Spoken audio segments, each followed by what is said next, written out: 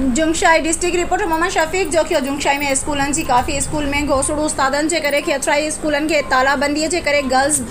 Boys school बंद हुअण करे छठे जो समाजी कारकुन रशीद जाखरो छठे में बंद पियल स्कूल ऐं घोसड़ू मास्तरनि जी दां खणी सिंध जे ॾाहे रसूल बख्श पलीजो जी मज़ार ते पहुची वियो। उन मौक़े ते समाजिक वाण रशीद जाखरो चयो त ठठो इल्म जो मर्कज़ रहियो आहे पर सिफ़ारिशी ऑफिसरनि ऐं घोसड़ू मास्तरनि सबबि ठटे जे मामारनि खे जहालत ॾांहुं धिकियो पियो वञे। हिन चयो त पलीजो साहिब जी मज़ार ते अची दां ॾियण जो मक़सदु उहो आहे त पलीजो साहिब पंहिंजे सॼी ॼमार इल्म अदब ऐं क़ौमी सुजाॻी लाइ वक़्फ़ करे छॾी पर अक्सराइती मास्तर स्कूल वञण बदिरां पंहिंजा कारोबार करे क़ौम खे नुक़सान ॾेई रहिया आहिनि। हिन तालीम जे वज़ीर से सरदार खां मुतालबो कयो आहे त घोसड़ू मास्तरनि खे फौरी स्कूल मोकिले हज़ारे मौसूमनि जी मुस्तक़बिल बचायो।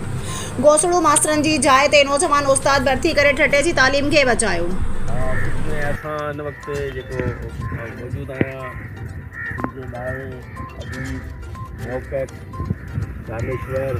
ऐं जे सिंध जे शऊर लाइ सिंध खे शऊर ॾियण लाइ जेका जदोजहद कई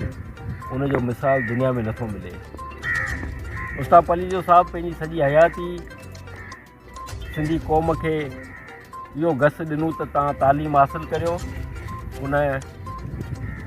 हथियार खां नफ़रत कई ऐं कलब सां मोहबत कई। ऐं अॼु उस्ताद पलीजे साहिब जी मज़ार ते अचण जो हिकु ई मक़सदु आहे त हिते उस्ताद पलीजे जी आरामगाह आहे उहो सॼो एरिया जेको आहे हींअर तालीमी शऊर खां महरूम थींदो पियो वञे। उनजी सॼी वॾे में वॾी वजह जेकी आहिनि उहे घोसड़ू उस्ताद ऐं उस्तादणियूं आहिनि जिन हितां जे मासूम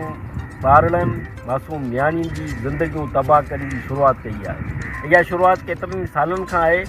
त हू घोसड़ू उस्ताद जेके तालीम खां परे थींदा वञनि ऐं उहे न रुॻो उहो घोसड़ू उस्ताद तालीम खां परे पिया थियनि पर असांजो सॼो जेको असांजो ईंदड़ नस्ल आहे जितां उस्ताद रसूबश पली जहिड़ा ॾह माण्हू जनम वठनि था उन इलाइक़े जो ॿार जेकॾहिं सुभाणे हली को जाहिल को गुटको खाइण वारो को मज़दूरी